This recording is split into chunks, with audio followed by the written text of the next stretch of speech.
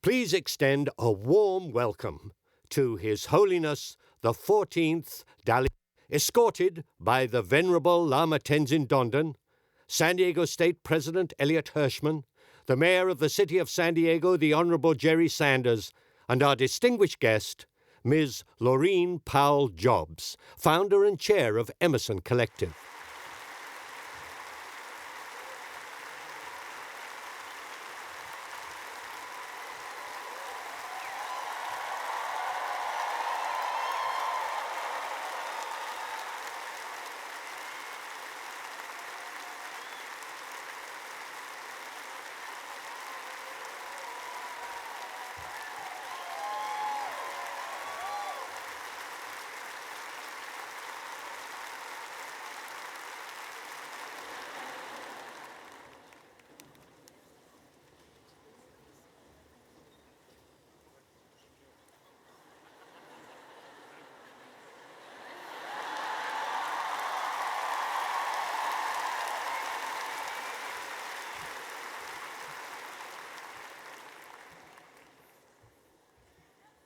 Good morning and welcome to a very special day at San Diego State University. We are honored to host His Holiness the 14th Dalai Lama.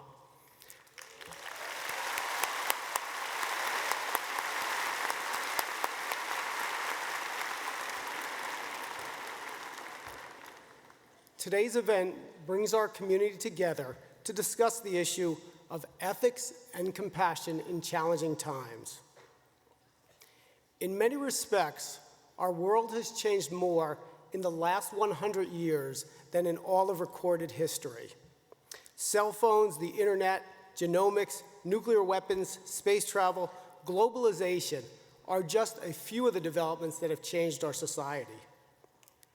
Yet despite the many changes in our modern world, fundamental questions remain the same. How can we balance our individual and communal needs? What are our ethical obligations to each other? How can we build and foster compassion? And perhaps most fundamentally, how can one attain a measure of contentment and harmony? At San Diego State University, we encourage our students, faculty, and staff to ask these fundamental questions.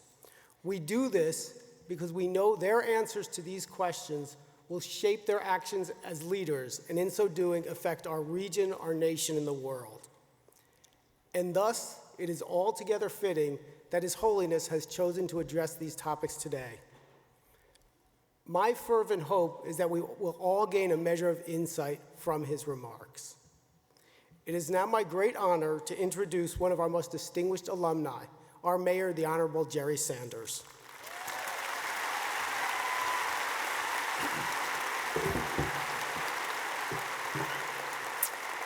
Thank you very much. San Diego is pleased to serve as a host to His Holiness, and we hope that His Holiness has enjoyed his visit. Throughout his teachings, His Holiness encourages all of us to strive for a better future through peace and compassion for others. I'm glad that with his visits to the University of San Diego, University of California at San Diego, and now here at San Diego State, His Holiness can see our city's dedication to knowledge and enlightenment in improving the world beyond our borders. San Diego is a city of innovation and hope.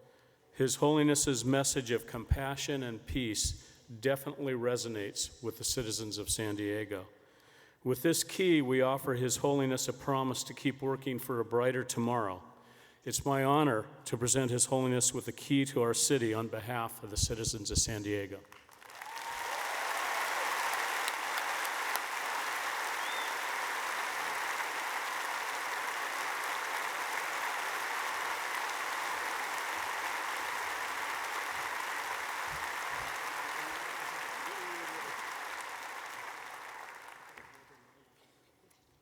Our tradition.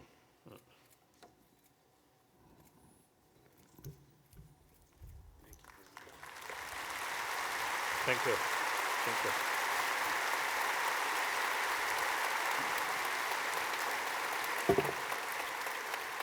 I also have the honor today of introducing Laureen Powell-Jobs. Ms. Pal-Jobs has dedicated her life to helping underserved individuals and communities to meet their full potential. She's been especially effective helping students. She's the founder and chair of Emerson Collective, an organization that supports social entrepreneurs and organizations working in education, social justice, and conservation. She's also president of the board of college track and after-school programs she founded in 1997. And if that weren't enough, Ms. Pal-Jobs also serves on numerous boards and is a member of the Council on Foreign Relations. I'm pleased to welcome Ms. Pal-Jobs today.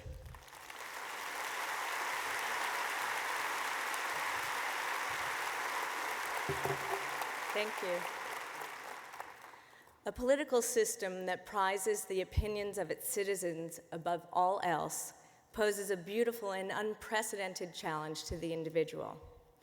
A democratic society will only be as good as the thinking and the feeling of its members.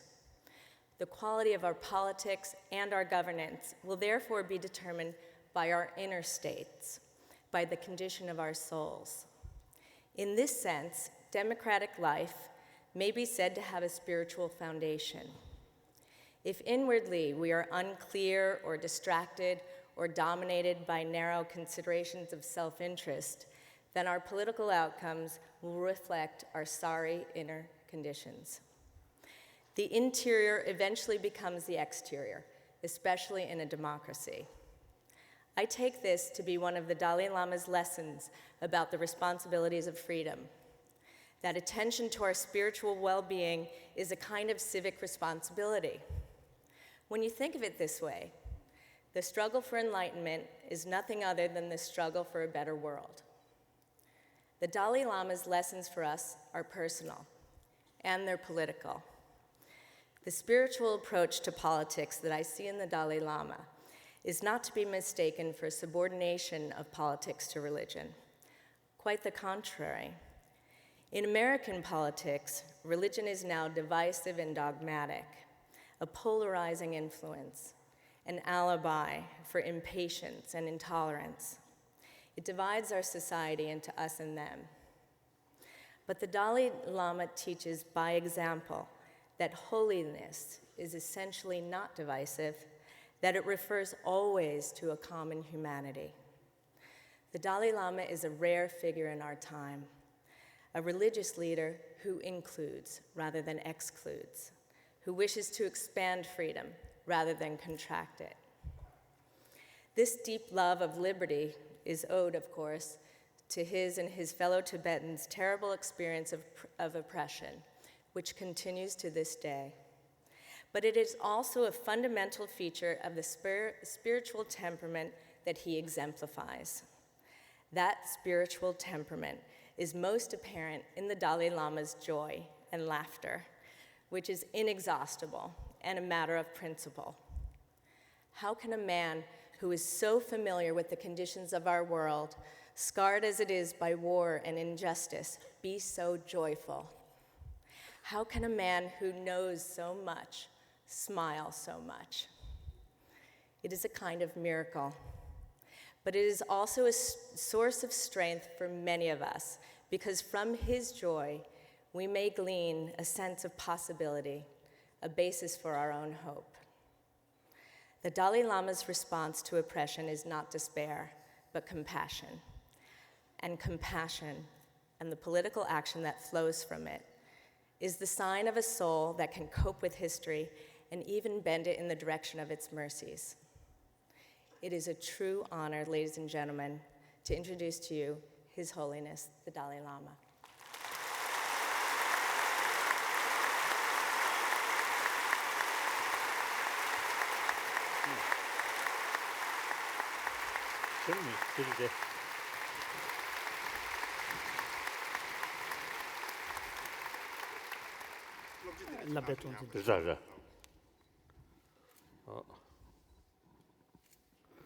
Thank you.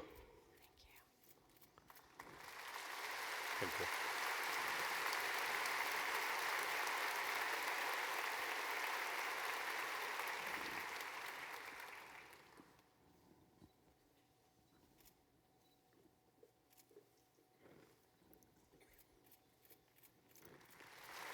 Thank you.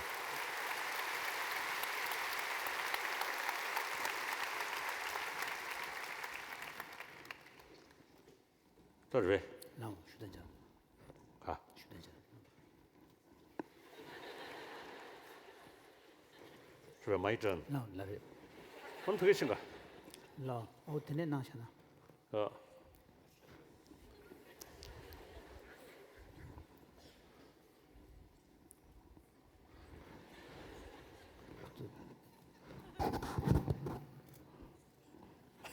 The light fixed there.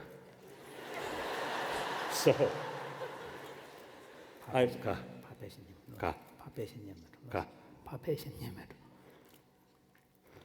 usually I also speak at the beginning from Kasa podium. Podium, yeah. That's better. So the Lujit Khare, President. president of the university, and then also mayor. Oh, where? Oh, there, mayor, and then the able. Miss Lauren Jobs. Of course, mainly brothers and sisters. When I say brothers, sisters, I truly believe we are same human being. Now 7 billion human beings. Actually, I said the human brothers, sisters. Mentally, emotionally, physically, we are same. Then furthermore, potential of good things or constructive things, same. And also the potential of destruction, also everybody have same. The emotion, because it's the emotional level, those sort of emotions or mind, which is the sense of community, or sense of belonging, that automatically bring or develop sense of responsibility and sense of concern of others' well-being. With that motivation, verbal action, physical action becoming constructive. Then again, part of our mind, part of our emotion, fear, jealousy, anger, frustration. These ultimately brings destructive action, physical action, verbal action, or harming other, or create problem other. So that's destructive.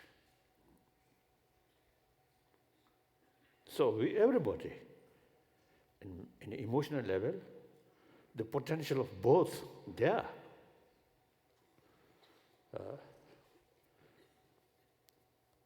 Just I mentioned while we are waiting there,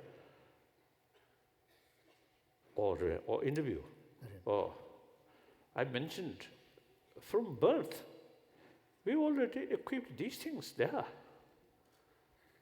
But between these two, destructive emotion and constructive emotion, the anger, fear is part of our emotion right from the beginning.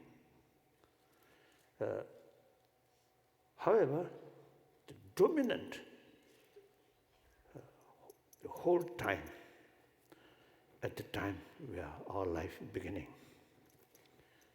love, compassion.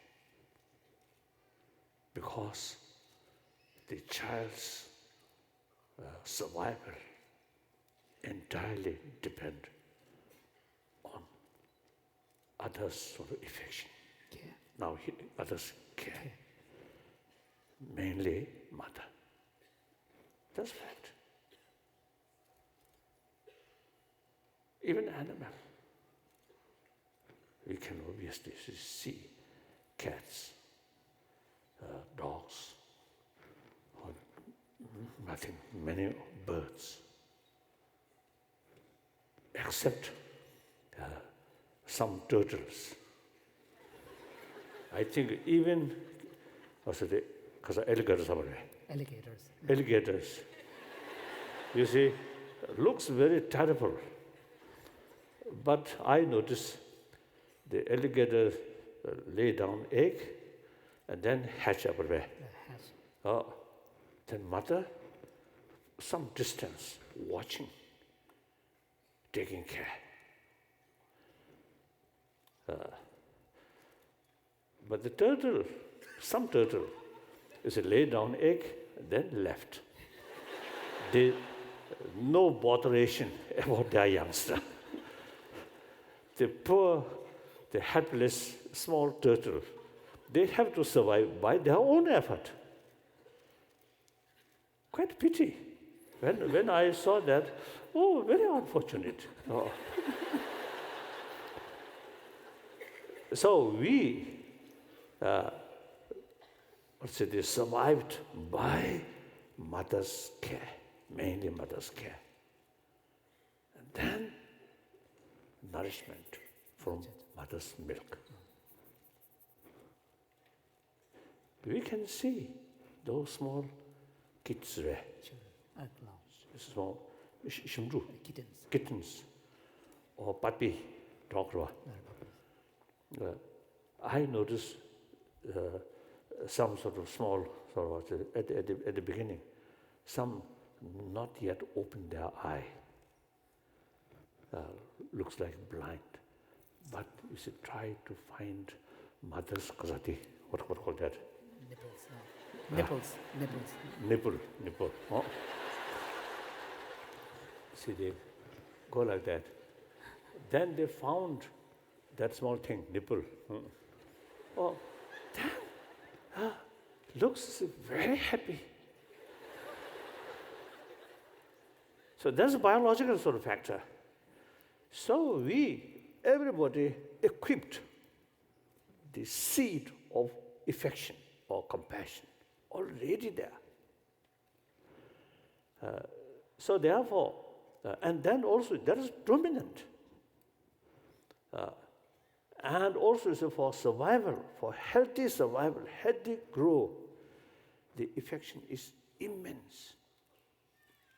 Although fear, anger, part of their life, but the young child remain constant fear, constant anger, very bad. Their sort of physical growth. So dominant sort of force during that period, the positive emotion. Then that's the beginning of our life. The end of our life.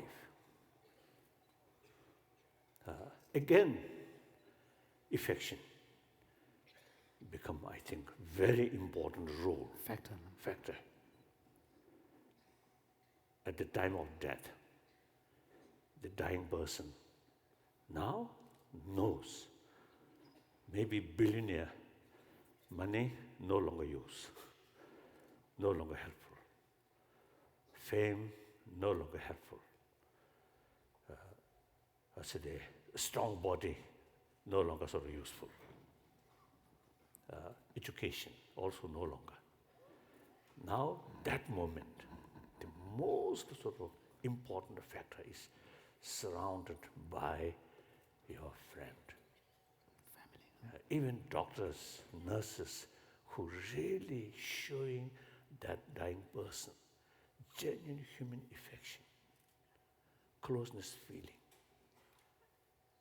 Then dying person and die peacefully. So, at the beginning of our life, affection is so important role. At the time of dying, or even sort of during illness, the affection very important role. My own experience, sometimes you see they in hospital, the doctors naturally very sort of expert and with huge missions. If the doctor not showing human affection, treated you like mission, then sometimes you feel, oh, the doctor may carry some experiment on me.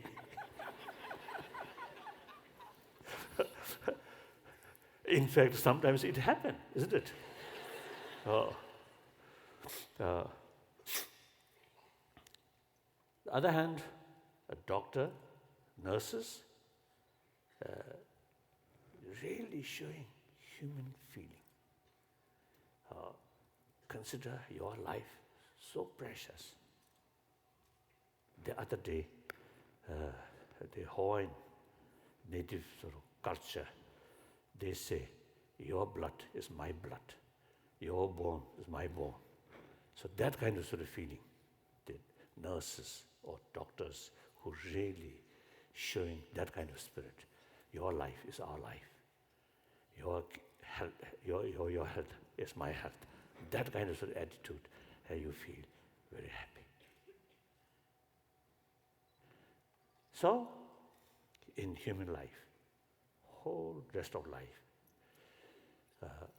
among sort of different sort of say, minds or thoughts or emotion, the compassionate emotion is most important part of our life. We equip that because it helps us, because it's necessary for survival. Now, look today's world.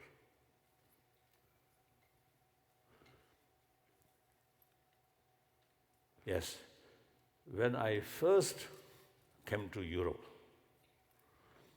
1973. 1973. In India and also in Tibet, we had some kind of sort of impression that Europe, materially highly developed. And in fact, you see some Tibetan in 60s already, you see, was they settled in Switzerland. And there's some Tibetan express, oh, now this land truly the heaven. Paradise. Paradise. Paradise. Paradise. So when I reached there, looks, expectation is, oh, something really very sort of a very happy place. Yes, the material facilities are wonderful. But then we getting some sort of friends, or we get more sort of acquaintance with Swiss people, and then at that time I visited a number of European countries, then eventually America and Canada, these countries. When we more acquaintance, then begin notice under beautiful surface, underneath some kind of worry, anxiety, too much stress, and as a result, problem of alcohol, problem of drugs. Person happy, calm, no need alcohol, no need, even alcohol, a little bit, okay.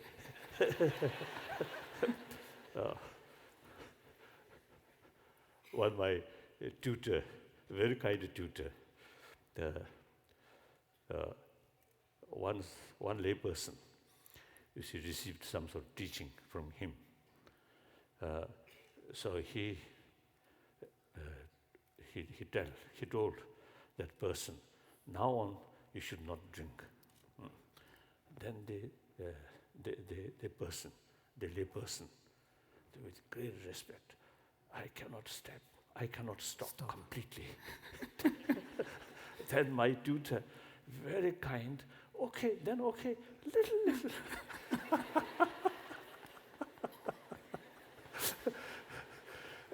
So anyway, drug problem now. You can't blame some other country like Mexico. You see, there are people who really hunger about drugs. So this problem to start. Why it happened? Some anxiety, some worry here. So this clearly shows material development alone will not bring genuine inner peace. Now, obviously, we have this body. And body level, some certain level of comfort, pleasant or pleasure, satisfaction. Another kind, mental level, not depend on sensorial experiences, but simply on mental level. Another sort of experience, pains and pleasure, satisfaction, joyfulness, and mental level. All those joyfulness or satisfaction through sensorial sort of experiences is very temporary, very limited. And then, more important, no matter physical level, comfortable, complete satisfaction, but at the same time, a lot of worry, a lot of pains in mental level can happen. So, the physical comfort cannot subdue the mental level of pain. Other hand, mentally happy, calm. Then physical pains, physical difficulties can subdue. So therefore, mental level of experience is more important than physical level of comfort. Clear? It is very, very important because we should know two levels of experience. One mainly physical level, sensorial level, one mental level. Then between these two, mental level experience are more serious than the physical level. Now look, material facilities, material development bring only comfort for physical level. Good seeing, good seeing, good sort of hearing, like music, good taste, food, like that. These only bring satisfaction on sensory level. So there are people who materially, everything there, but mentally, too much stress, too much worry, and loneliness. So these mental level pains solve only through mind itself. So I often, telling, and also mainly, as a result of discussion with many scientists and many sort of educationists also, many thinkers. Now conclusion, very clear. The modern education, or modern way of life, and education itself, very much oriented about economy or material sort of development. So that's the real sort of the reason I think the beautiful society, materially highly developed, yet underneath some kind of sort of unrest, difficulties or problems. Then more important, on this global level, gap rich and poor, immense. I have few occasions visit Africa and also Latin America. And of course, in Asia also. The global level, there's huge gap. Rich and poor, northerners, industrialized nations. Recently, you see some problems, but generally, you see you have surplus. And same human being who share same planet, who have same right, many cases facing starvation. It is very sad. So this gap, rich and poor, not only sort of morally wrong, but practically also source of problem. Then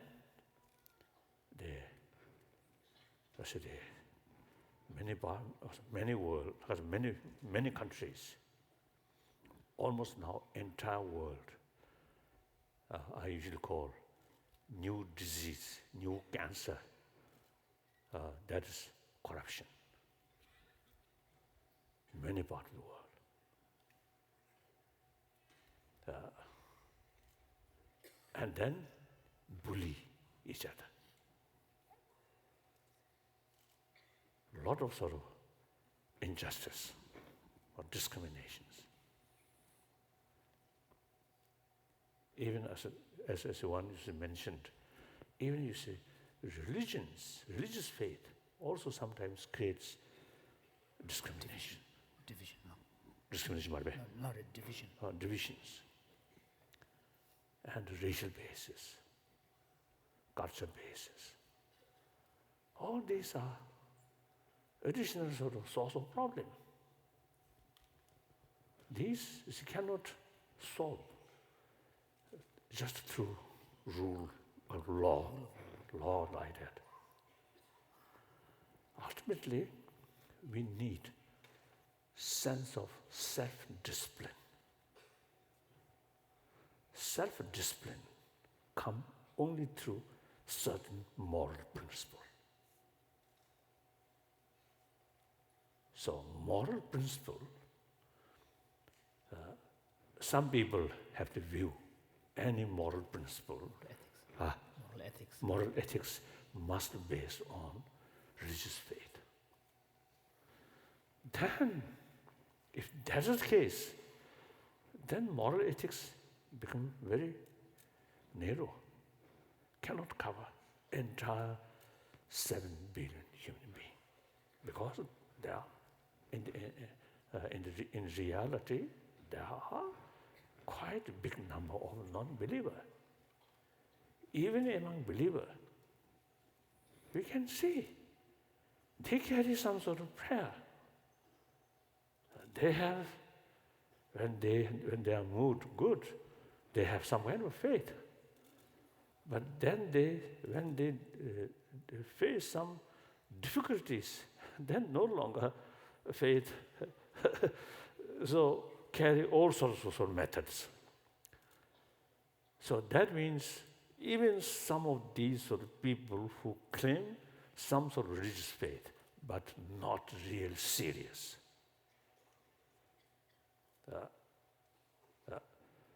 So therefore, now we need another sort of way of approach, promoting sort of moral ethics, not based on religious faith. That's not new in India. Now India, my second home now, last 53 years. India is my home. And beside all our sort of, philosophy or logics, all these is come from India. So I always describe our relations between Indian and Tibetan is like relation between teacher and student. 1,000 years, remember that. So in any way, in India, before Buddhism come, I think Jainism and Buddhism more or less same time. Before that, already it's a different spiritual sort of traditions already there, different philosophical views also there. So one of the philosophical view is accept the day-to-day life, denying any value of spirituality. So that we call the ancient nihilism. So there's tradition. The remaining sort of, also the philosophers criticize in that view, even condemn.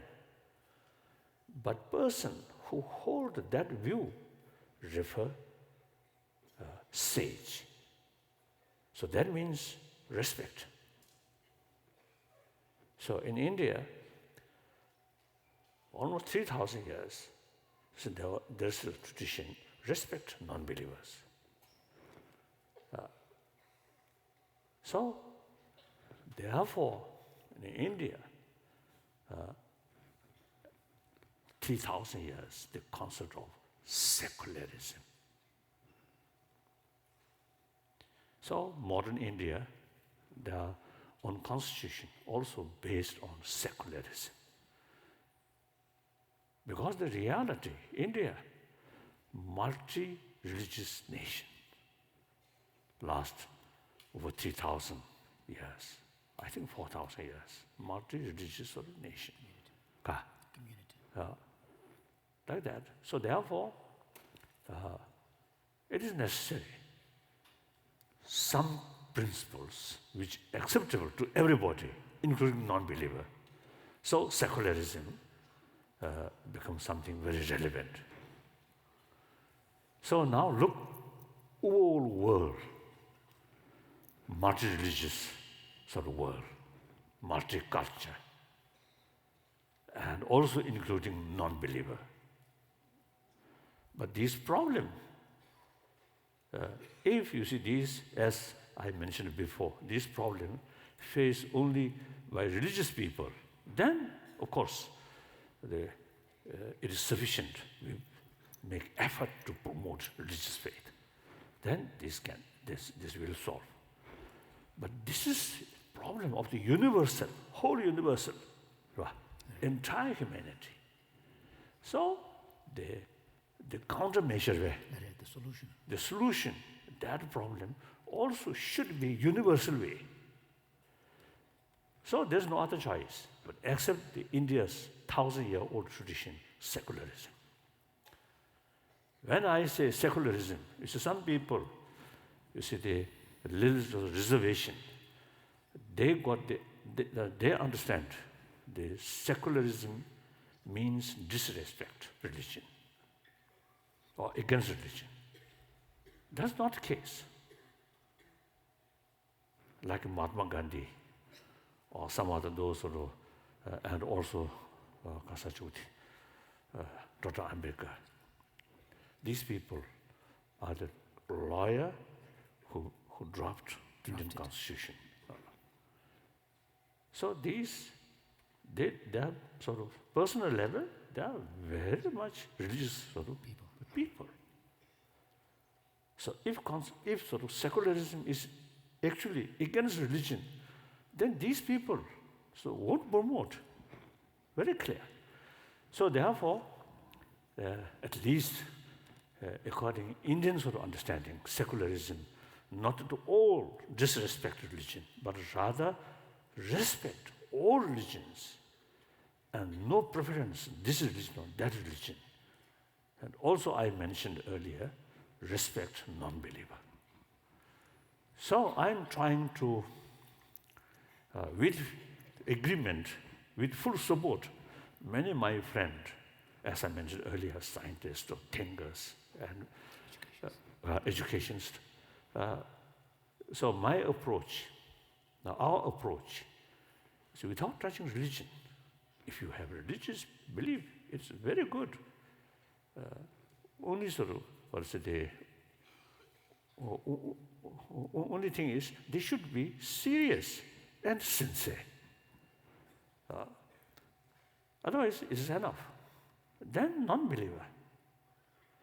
So we should have one sort of effective way to approach about these values.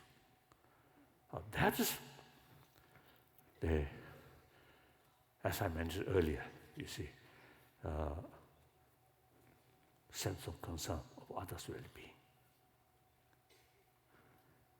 Potentially, everybody have that sort of seed from birth. Now the problem, these, I think we can see children, very young children, they don't care about sort of different races or different family background or the different religious faith. Simply they satisfy, you see, so long play together. They treat it like brothers, sisters. Then, getting sort of older way, Grow up. more education. Then, our mind becoming more sophisticated. Then, thinking what their social background. If I make a friendship, then how much I will get. So I usually see teasing some Tibetan who are sort of go around different places with hopes of getting some money.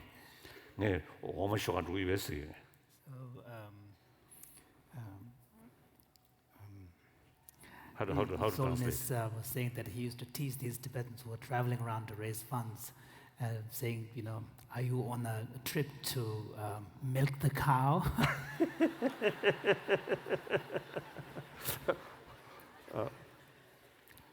I think this is what you mean, correct?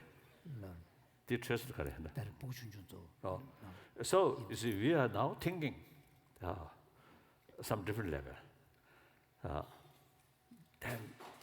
Then that eventually basic values at a young age, very fresh, now that eventually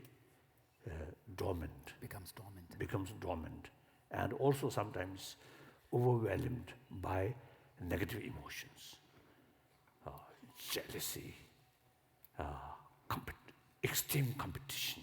Competition itself is good, but extreme competition, that brings harming others. That is very destructive. But simply competition with respect. You see, a very good friend, respect, fully trust.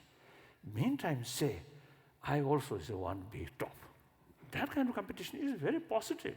Without that, no progress.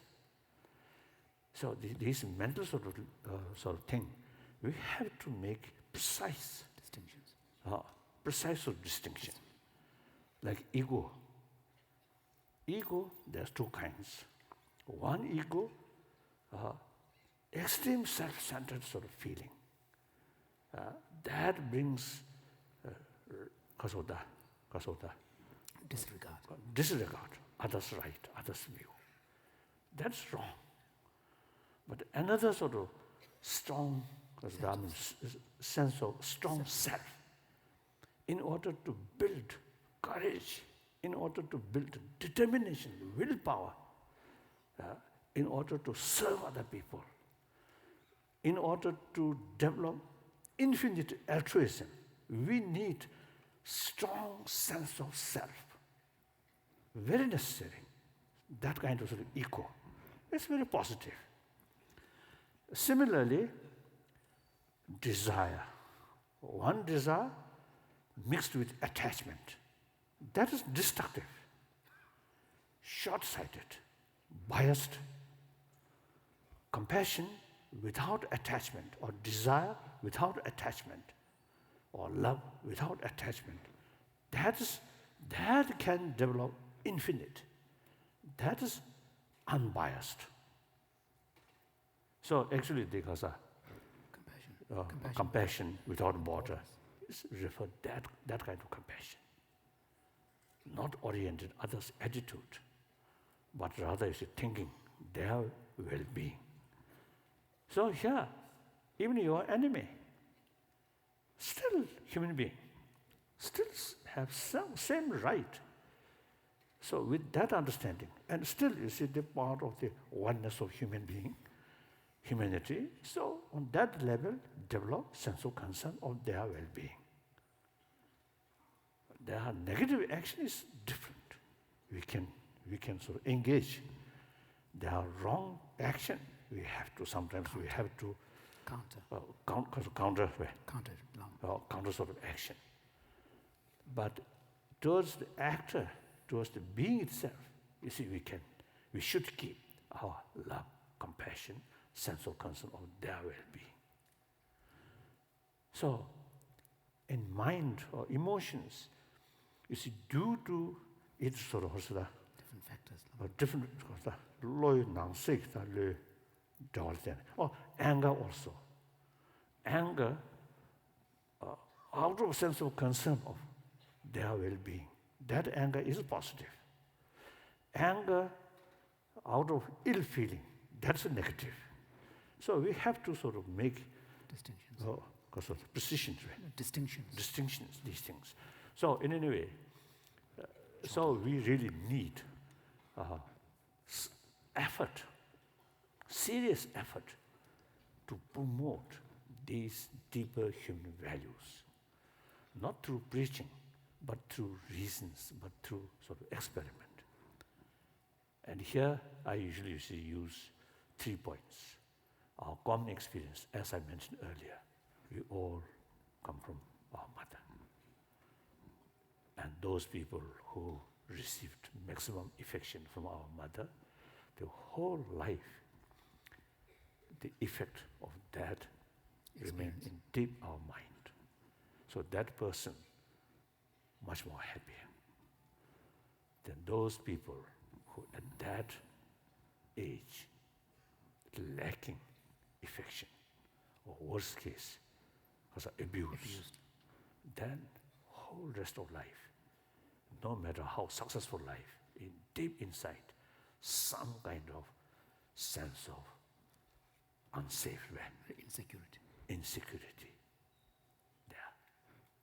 So often come anger, frustration, suspicion. So that's our common experience. Then use common sense. Nobody say, oh, this family very happy because the family always quarreling, always fighting. Nobody say that. This family, oh, very happy. Their friendship, their mutual trust, really marvelous. So, everybody used to say it that way. And when we judge, you see, these different families, where no matter whether rich or poor, the member of the family full of affection each other, mutual affection, mutual trust, then that family very happy. And one family may be very rich, very famous, but within the family, lack of mutual trust, suspicion, jealousy. That family never gets sort of the real happy life. Then most important is scientific finding.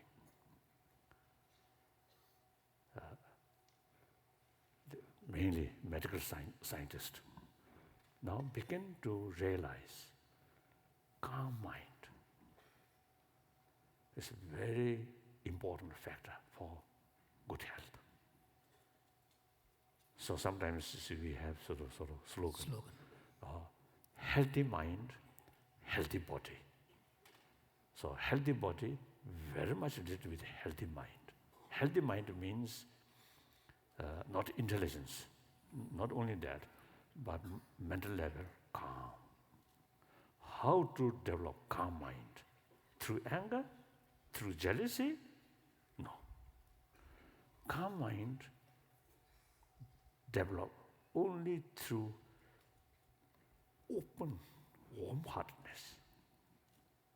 Because it's jealousy, suspicion, fear, usually used to come from our human brothers, sisters. Of course, sometimes fear, earthquake. Dharamsala, where I live, you see, there are sort of records of sort of serious earthquake in an early part of the 20th century. So we also, these days also, you see, occasionally some tremor.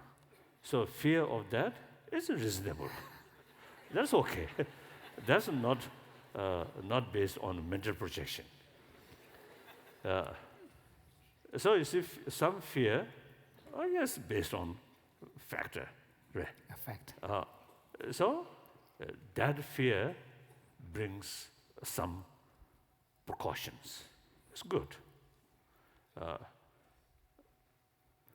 Generally, you see, the fear, these negative emotions really brings some kind of turbulence in our mind. So I mean, except you see those nature sort of danger, otherwise you see mainly come from human brothers, sisters. So once we keep here suspicion, distrust, then fears and frustrations, loneliness, these things happen. When you open your heart and consider other part of me, I'm not, because of that, not saying I'm some special. Nothing, I'm nothing. But you see, when I talk, people, I simply feel I'm talking to another my long-time sort of acquaintance. As I mentioned earlier, we are same human brothers, sisters, no differences. So that really reduces anxiety or a little sort of nervous. Of course, nervousness also part of my mind. When I was young. Oh, sorry. When I was young, particularly when I visited China, and also 56 came to India, the official formal meeting, sometimes I also become very nervous. How to act like that. Then more sort of the acquaintance way. Familiarities, talk with people, and also through my own daily training. Right, as soon as I wake up, I remember Buddha and his teaching, altruism, and then make up my mind, the whole day, my body, speech, mind, dedicate for well-being of others. Very helpful. This kind of thinking really brings calm mind. So therefore, more positive attitude really brings inner strength, self-confidence. That brings calm mind. So that's the mental system, like that. So that not necessarily, you see, use religious reasons, simply common sense, common experience, and scientific findings, we get some sort of conviction, awareness. Then everybody loves their own body, their own health, their own life. So once we know the one best sort of method to bring healthy body, healthy mind, then we develop some kind of interest. Once interest develop, effort come. Effort, not just as a one-time effort, but day by day, week by week, month by month, year by month, decade by decade, then our mind can change. Very possible. So I think finally, I want to tell you our century-old concept, me and other. Then further further we and they. Now here, as soon as I develop me, other, some distance. Instead of that, you also part of we, part of me. Then no distance. So we should now create concept of big we. Entire 7 billion human beings are part of we. Then no ground to fight, no ground to violence, no ground to cheat, no ground to bully. Clear? So that, I think, really worthwhile. Think these things and then make effort. Effort should not sort of expect some sort of effort from above. Because of the effort must come from individual. You hear maybe over 10,000 people. Each of you have same potential, same opportunity. Let us create inner peace. Through that way, create peaceful family, peaceful community. Then through that way, peaceful world. Thank you. Now some questions. She asks, I'm just one person. How can I make a difference? Difference of? Zamulina yuwa Karistan tourist. Answer already said.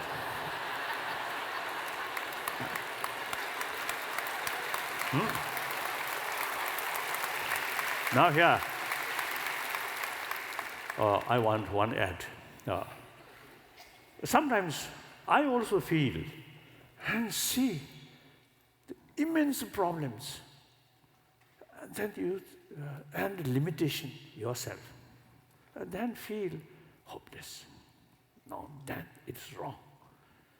Change of the world with effort of human being. The effort by humanity means combination of individual. So we individual, ultimately, everything depends on individual. So think that line. Even you see one person, you see develop some kind of sort of positive sort of thinking or way of life and becoming more peaceful person, then at least it can multiply 10 people. 10 people, each 10, another 10, 100 people. Go that way. You see, that's the way to promote. When you see these great teachers like Jesus or Buddha or Mahavira, just one person. They carry sort of certain sort of, certain sort of, Teaching. or certain teaching or certain sort of explanation according to their own experience. Then it multiplies like that. So don't feel hopelessness. The next question is from Doctors Yehuda and Virginia Shabate. What is your view of forgiving a person or a country when the person or the country has acted in a violent, unethical, or criminal way? It is easy to forgive others when they recognize their mistakes. Yes. ask for forgiveness and change, but can we forgive those who are unrepentant, do not seek forgiveness, and still need to be held accountable? Yeah, I think it makes sense, distinction, action, actor, like ourselves make confession. When we make confession, you see, we make distinction. My wrong action, which I done, now I feel regret. So through that way, that is make distinction, actor, yourself, and your wrong action. So similarly, other make distinction, their action, the actor. Now forgiveness means you don't keep negative feeling towards that actor. You must develop how bad that person, you see, doing this kind of negative action, ultimately have to face negative consequences by themselves. So, out of sense of concern, not anger, that is genuine meaning of forgiveness. But as far as their action is concerned, analyze the reality or situation.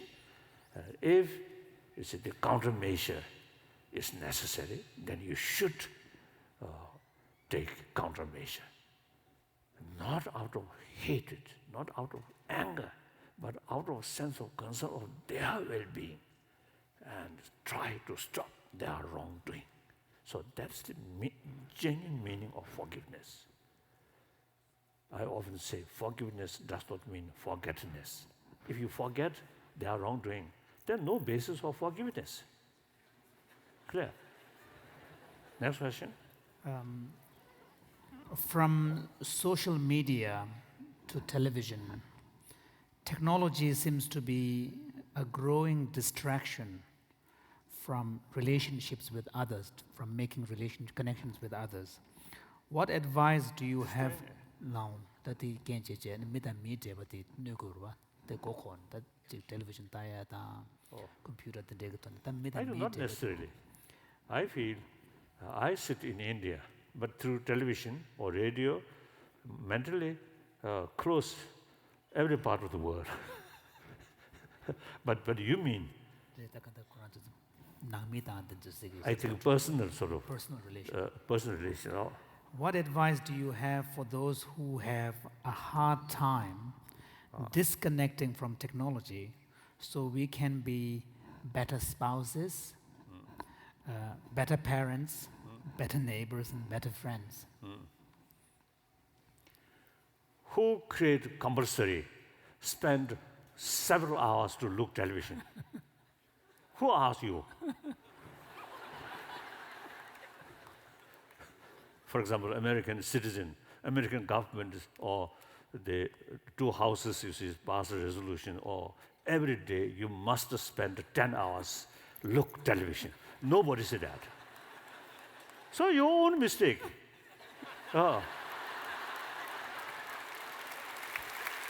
Now, recently in India, I just used to casual talk some Indian visitors. Then I just casually mentioned, in early period, I also used to fun to look television. Mainly, they like stories or Discovery. Discovery Channel. Really, you see, I gain a lot of sort of education, watching, judging these animals. And then mainly it's some stories like that. Then last is a few years, no open television. Information, just radio, BBC radio, brought all the fresh news. So I told you that Indian, last few years, I never sort of opened television. And he was very seriously, respond, then you must feel boring. Oh. Right. Bored. Oh. 주주 그런 얘기 왔어. So then how do you spend your spare time? Then my case, of course, reading, also including newspaper and some sort of philosophical text, and then mainly is it thinking. That brings tremendous sort of restful. Thinking. So you spend at least, you see, shorter time, perhaps morning, while you enjoy breakfast, open television, look. I think you should give jobs, mouth and ear and eyes. Okay. Then after finish your breakfast, then stop. Or lunchtime, or mainly I think dinner case, like that. You yourself make some kind of discipline. I must spend more time study or analytical, Buddhists call analytical meditation. Like that.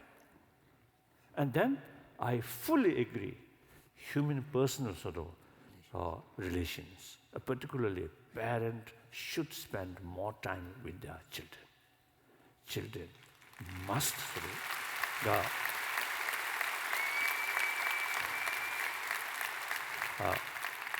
children, in order to build healthy generation, these now younger generation must provide maximum affection. Besides that, through education, introduce the affection is important. Then I think there is a real hope. New generation, more compassionate minded, that very possible. So this 21st century can be more positive century than the previous century. Previous century, I mean, of course, a lot of positive things also developed or found during the 20th century, but at the same time, overall, 20th century becomes century of bloodshed, century of violence. So this century should be century of peace. Peace means no longer any problem, not that way. Problem always there, but the only way, whenever we face problem, consider that problem within ourselves. So only through dialogue, isn't it?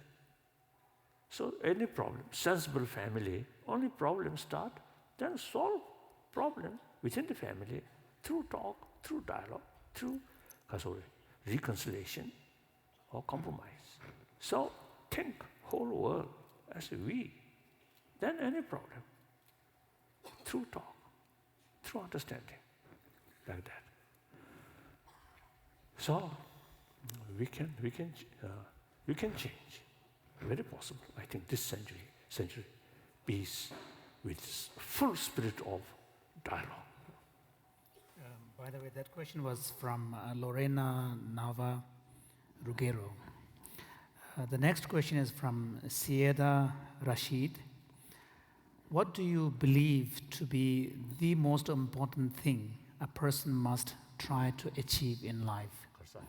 What do you believe to be the most important thing a person must try to achieve in life?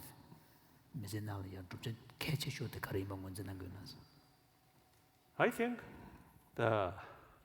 for humanity, for general, that peaceful life brings maximum happiness. So that should be our goal. So individual level, those, the person who follow theistic religion, then they are, of course, aim in heaven.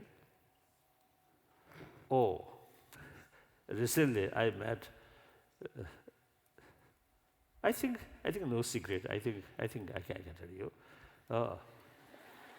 One Cuban refugee, very religious-minded.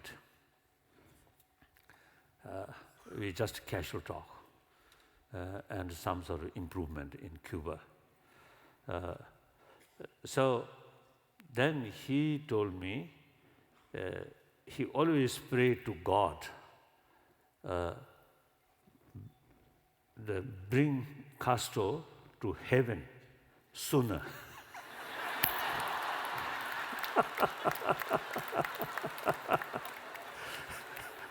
Although he resents the totalitarian dictator, but you see, very compassionate. Pray to God, please bring sooner to heaven. Very nice.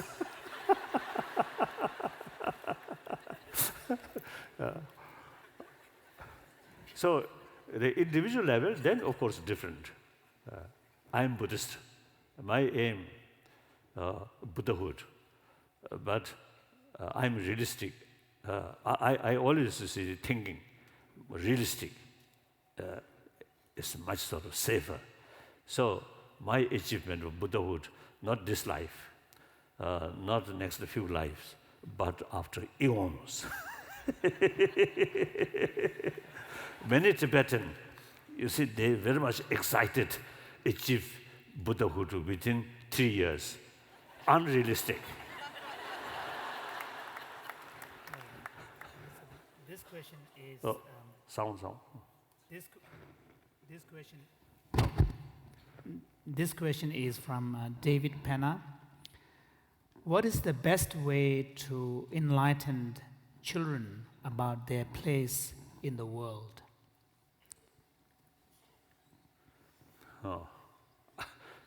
The word best, sometimes I don't like that. You see, quite often you see in the West, you just say, oh, what is the best and what's the sort of quickest? Then I think behind that, you also have this sort of feeling, what's the cheapest?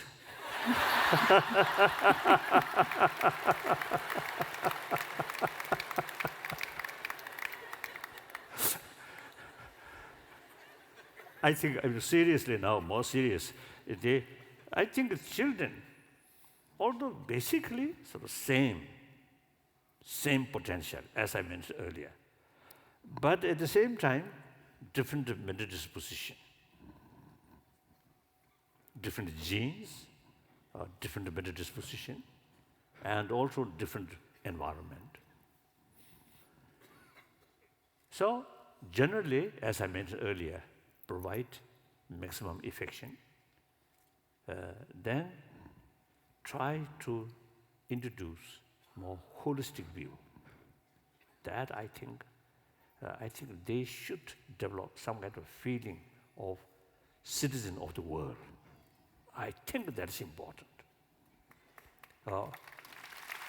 Then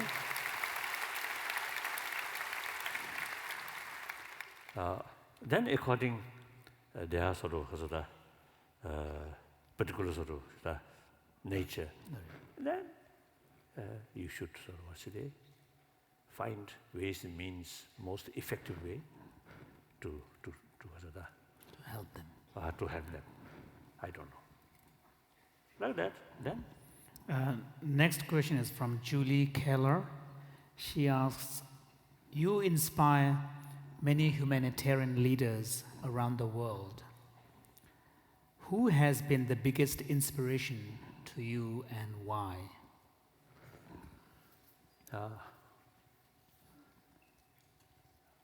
I think I'm Buddhist. Maybe a little prejudice way. Prejudice now. Prejudice. I think Buddha, of course. We consider,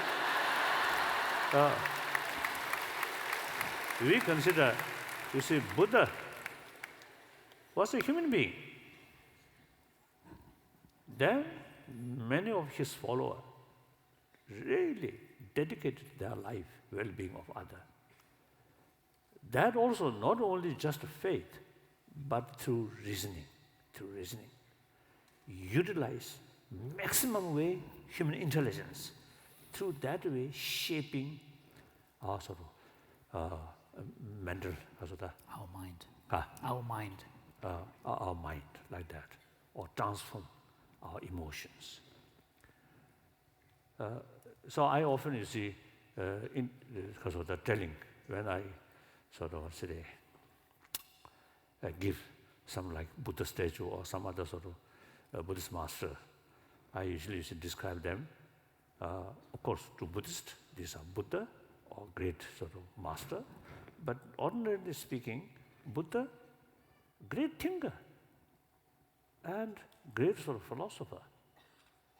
And one of his sort of teaching, he explained, oh my follower, ordained person or scholars should not accept my teaching out of faith, but rather out of investigation, experiment. So judging that, Buddha also can be considered, can be a scientist. So it is good, it is nice. So in modern time, like Mahatma Gandhi, I never met, except one time in dream I met. Otherwise, I never met, but I really admire him. And then some other great sort of, Leaders. and also Mother Teresa and Thomas Merton. I really admire these people. And among the politicians or among the leaders, late the Havel. Václav Havel. Oh, Havel. Now no longer. Very nice. Really wonderful. So these people really genuinely dedicated well-being of others and strictly through non-violence. Wonderful.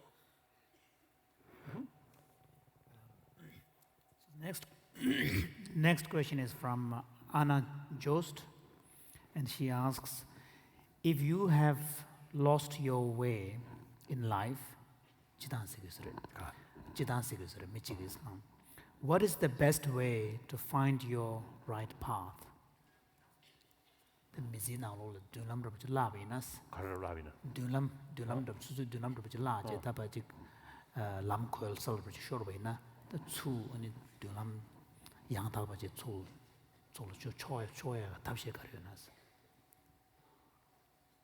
Not very clear. What meaning?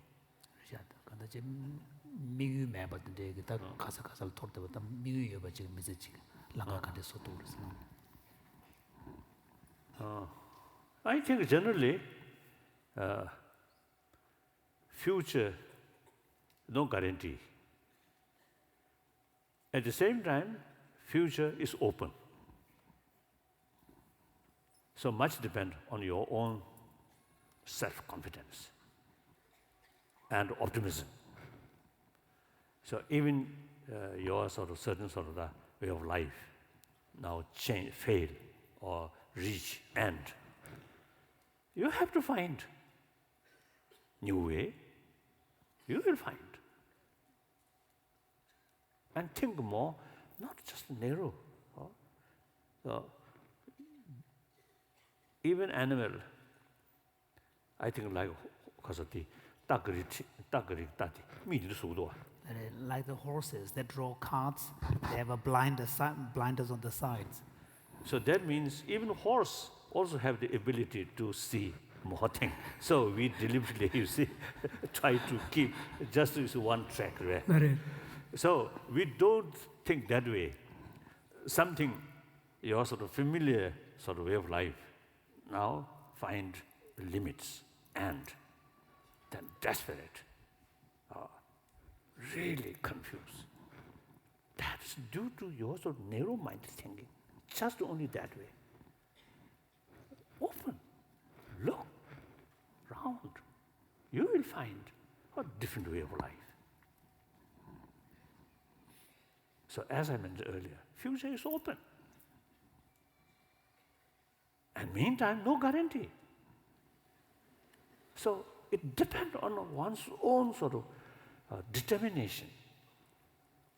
And determination alone, again, will not be because of guarantee. Determination with wisdom. Wisdom means holistic view. Look more wide away. And with expectation or obstacle bound to happen. Then much easier. What do you think? Yes.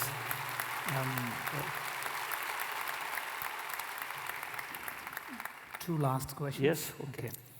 Next one is from Renee Morris. The question is, how do you let go of the pain from the past and find a center of peace? Ah.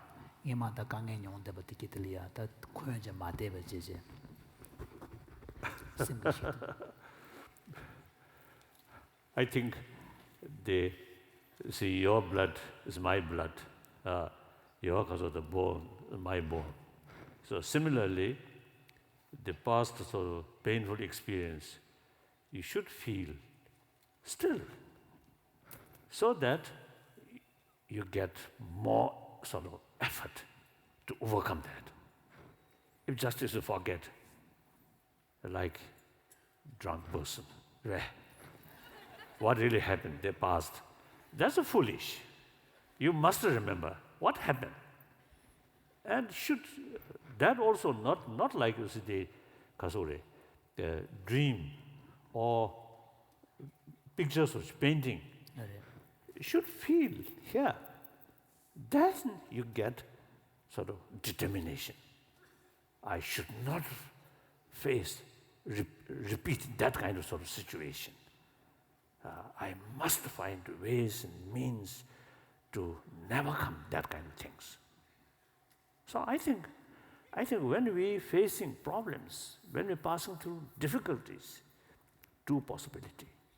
One possibility is lost hope and completely sort of demoralized. That's a failure. That's a negative. Another more difficult, more painful experience, you're hardened. Stronger. I think generally I have the view, the European generations, particularly the elder generations, they really have to experience difficulties or destruction during war, Second World War, or First World War, Second World War. So that generation really hardened. Now younger generation has never experienced such things. So their life more soft. If may I say so, American, in the past you never experienced some sort of enemies of aircraft reach bombing. Only you see your soldier visit there. I think American. I think first. I think mainly Second World War. American force. America really saved world democracy, Western world. And then Korea also, I think, saved the South Korea. Then Vietnam War. Only casualties, nothing. Very sad, very sad. And then Afghan, Iran, that also. Very complicated, very complicated. So in any way, I mean, you say the America never experienced. So therefore, the September 11th event happened. I think American really shocked. I think in Europe, such things happen. Those hardened people may not get that kind of shock. So therefore, difficulties, if you see, Kasota, take that difficulties to positive way, it immense help to strengthening your sort of your being, like that. And then also sometimes, Kasota more wiser. Recently, in tsunami event in Japan, I had few occasions to visit, and one time I actually visited their area. Really very sad. When I reached there, some local Japanese, they are waiting me, and when I met them, dear, very sad. The whole valley completely destroyed. Then I told them, you Japanese people, as well as German people, you rebuild your nation from ashes. So you have that kind of sort of self-confidence. You have that kind of sort of determination. So you can rebuild. So think future, not just remind the disaster and daily sort of, and worry. I asked them. So I believe that.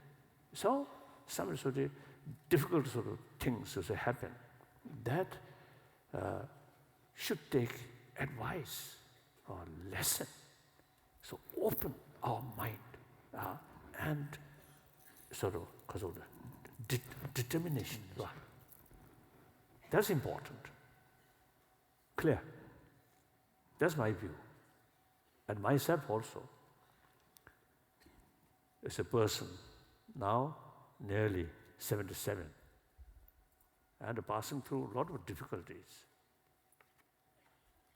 but never sort of damage my determination. And after all, we have truth.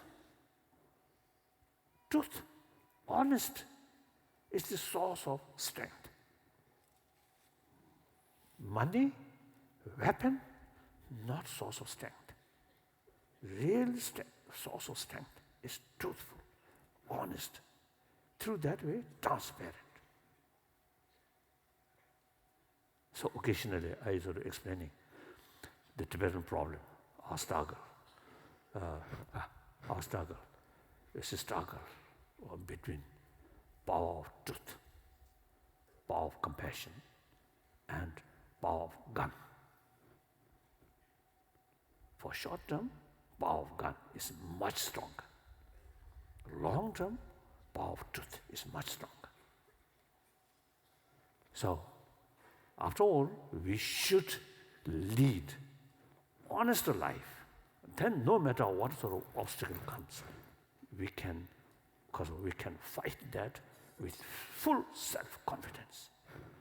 If your work, right from the beginning, some mischievous way, or cunning way, or dishonest, and telling lie here, cheating here, there, then they're bound to face fail. That's your own mistake. So our life should be honest, truthful. Then no reason feel demoralized. You can keep determination. Clear? Next question. So the final question is from Janine Magana. She asks, you have so much wisdom for the world. What would you say to one student who is struggling with a world that is more cruel than compassionate? Than compassionate. Don't say, I have a lot of wisdom. Each day I'm learning.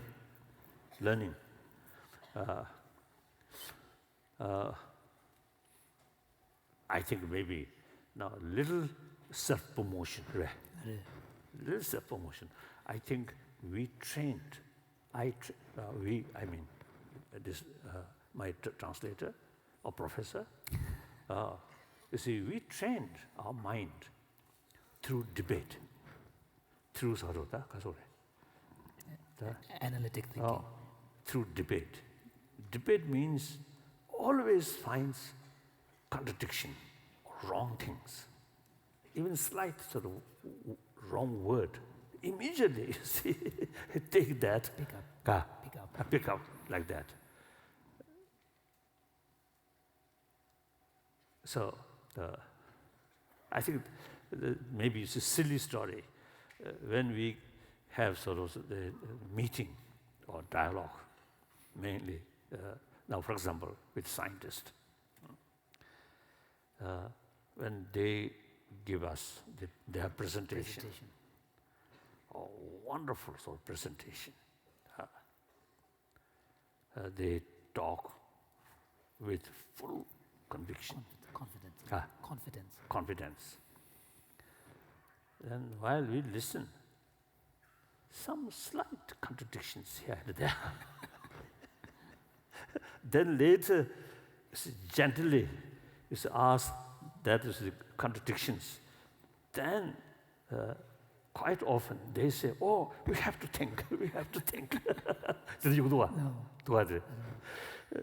So that is nothing special, but the way of our training, always find the contradictions or faults. So that maybe, we have sort of, we trained through that way.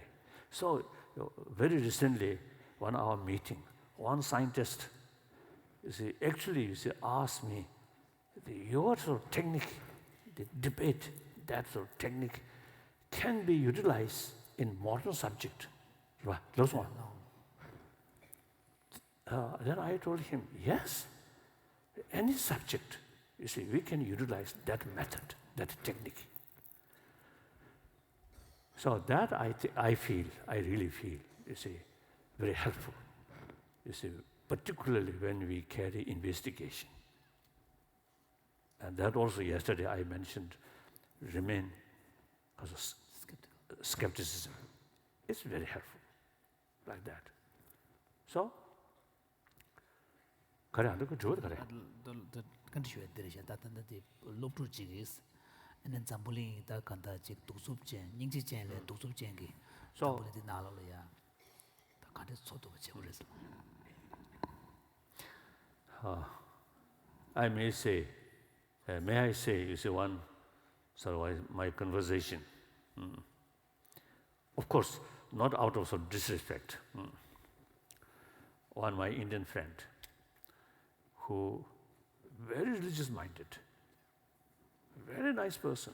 In the meantime, doctor as a profession, wonderful. So one day he very seriously asked me, on this planet, God's creation, God created.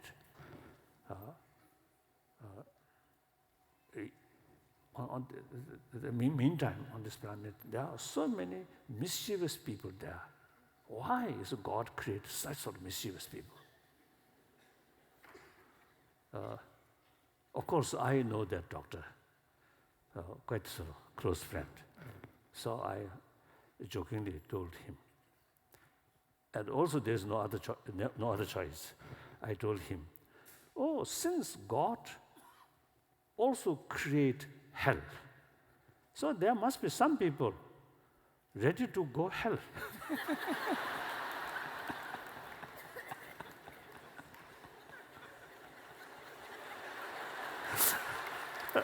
Of course, this is not out of sort of disrespect. Of course, those Christian brothers, sisters, you should believe, you should think these lines are okay. But obviously now, as I mentioned earlier, there are sort of a lot of problems. Now, they analyze whether this problem come from nature, nature, or some possibility to change that. If these things come nature, then we can't change. But these things, as I mentioned, whole my talk is mentioned, the problem ultimately come from here, here, and here. Many mischievous things because of this human intelligence. Intelligence combined with negative emotion, then many of mischievous things happen. However, the warm-heartedness, good thing here, alone may not achieve much. So this warm-heartedness, sense of responsibility, sense of global responsibility, sense of concern of others' well-being, with human marvelous intelligence combined, we can change. That's definitely. I think, look, many centuries ago, no education. Eventually, we human beings create script. With the help of script and further sort of investigation with the scientific sort of research, and then now today, generally speaking, basically our knowledge, I think, much, much greater than our ancestors, 1,000 years ago. With much sort of that, because of that, much knowledge. So that potential there, knowing potential there. So then make effort, bring the method to increase that knowledge. So similarly, as I mentioned earlier, potential warm-heartedness there. So now make, firstly, more awareness, the usefulness about that. Then make effort, and that can develop, like knowledge, like education. So, from one individual, another individual, we can change. Then gradually, community or national level, or already in this country, some universities, like Emory University, Wisconsin University, and Stanford University, and some other university. Just yesterday, the one university, they already Peace Institute. Peace Institute. But more and more sort of education sort of institution now paying some attention about compassion, about this warm-heartedness. So this is the very positive indication. So that's the way. And this change, not because of overnight change, but gradual change. So that youngster think that way.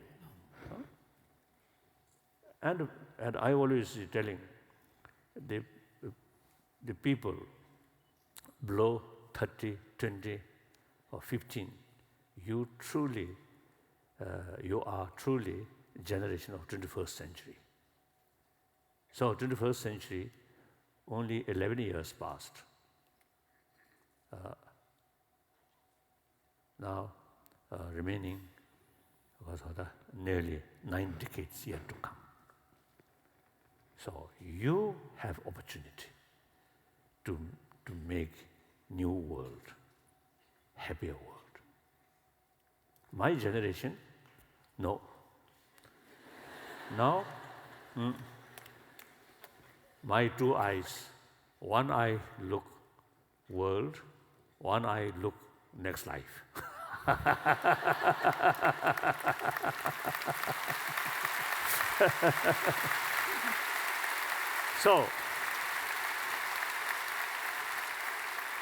So finally, please, in order to you yourself achieve happy life, happy family, and making some contribution, better world, you should take care your warm-heartedness and your intelligence, and your life should lead honest life. That's the potential.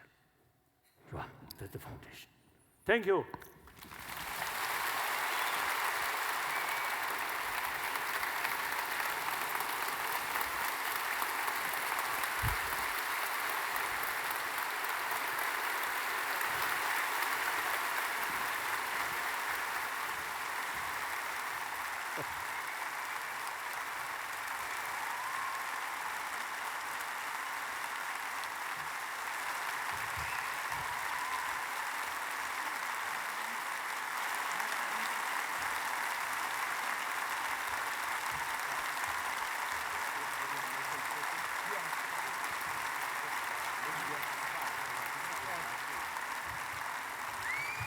Yes. Check the meat. Check the road.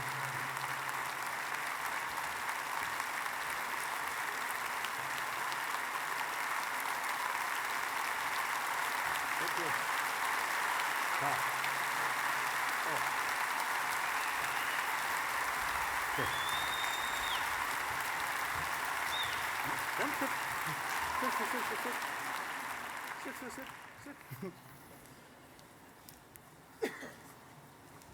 Thank you, Your Holiness, for your inspiring and provocative words.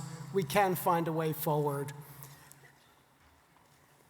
And now I'd like to introduce the Compassion Without Borders chairperson, the Venerable Lama Tenzin Dondan. In 2005, Lama Tenzin was appointed to be personal peace emissary for His Holiness, the Dalai Lama. In this role, he has planned and coordinated dozens of programs for His Holiness in this country and beyond. It has been a pleasure to work with Lama Tenzin.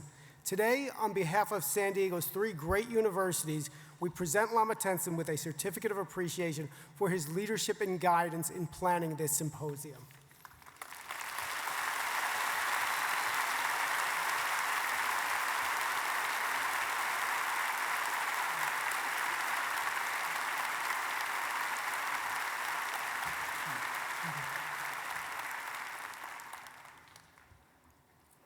Thank you, Your Holiness, and the Honorable Mayor Jerry Sanders, the President Elias Hirschmans of San Diego State University, and the President Marianne Lenz of University of San Diego, and the Chancellor Marianne Fox of UC San Diego. I would like to express my deepest gratitude to San Diego and the 3 universities that hosted this remarkable historic event. Compassion Without Borders. Our very purpose for participating in this event was to create a unique dialogue on science, ethics, and peace, especially at this moment, a collaborative dialogue between secularists and people of faith, and scholars and scientists, and artists and ethicists is the key to finding solutions that can overcome the major problem that the world is facing today. As a center for technical and scientific innovations, the San Diego is the perfect place for innovative dialogue on compassion from various perspectives. And authentic, open-hearted listening is the key factor for experiencing the compassion without borders. An essential change comes from within, with participations by all of you in this historic event and His Holiness' contributions towards global humanity. We have witnessed that San Diego can indeed become America's finest city of compassion.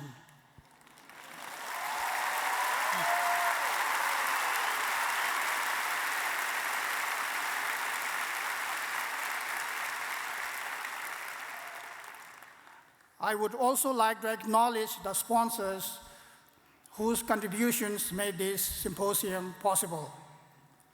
Your Holiness, as a chairperson of the host committee, I would like to thank you very much for sharing your wisdom, precious time with thousands of San Diego who have attended these events, and millions more watching online, including across the border in Mexico. Thank you, Your Holiness.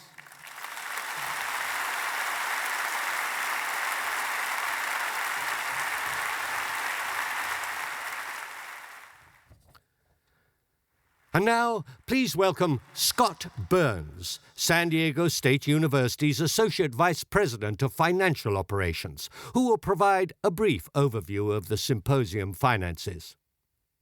Thank you. It has been such an honor for all three universities to be involved in this momentous event. As part of our commitment to provide full transparency on all event finances, we would like to announce that no public funds were used, and neither His Holiness nor the universities will profit financially. The financial resources for this event came from ticket sales and sponsorships. The sole purpose of His Holiness's visit, and we hope it will not be his last to San Diego, is to generate discussion of ways to bring science, peace, and ethics together, to strengthen our capacity to be compassionate even in these challenging times. After today, all revenues and expenses will be reconciled, and all net proceeds will be donated to local and international charitable organizations and the Dalai Lama Trust, which will in turn use the funds for charitable education, health, social development, and cultural programs. As of April 17th, revenues from sponsorship and ticket sales totaled approximately $574,000, and expenditures incurred to date are estimated at $527,000. Thank you.